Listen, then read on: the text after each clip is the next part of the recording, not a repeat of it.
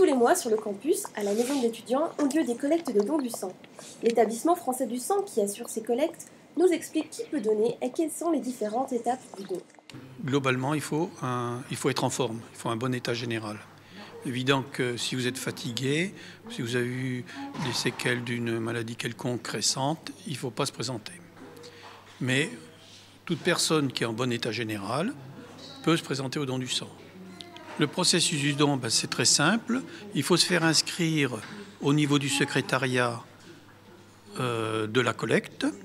Une fois inscrit au secrétariat de la collecte, on remplit le questionnaire, puis il passe chez le médecin. On reprend le questionnaire avec le donneur et s'il n'y a pas de contre-indication, le donneur peut passer chez les infirmières, donner une poche de sang. La moyenne d'âge des donneurs en France se situe plutôt après 35 ans.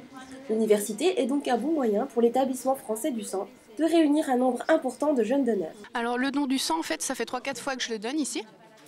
Donc c'est une copine qui m'en avait parlé. Donc je suis venue, puis du coup, on m'envoie des SMS à peu près tous les 15 jours à peu près.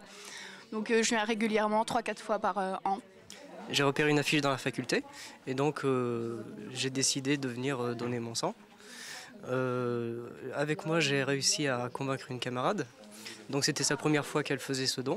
Et comme je l'ai accompagnée, ça l'a un petit peu rassurée. Des étudiants motivés, mais un bilan mitigé à la fin de la journée. Le nombre des donneurs n'a pas été à la hauteur des journées précédentes. Alors n'oublions pas pourquoi il est important de donner. Il n'y a rien qui remplace le sang aujourd'hui dans le monde pour traiter les malades graves, cancéreux, leucémiques, les grands brûlés, les hémophiles, les bébés bulles, les immunodéprimés qui n'ont pas de gamma-globuline.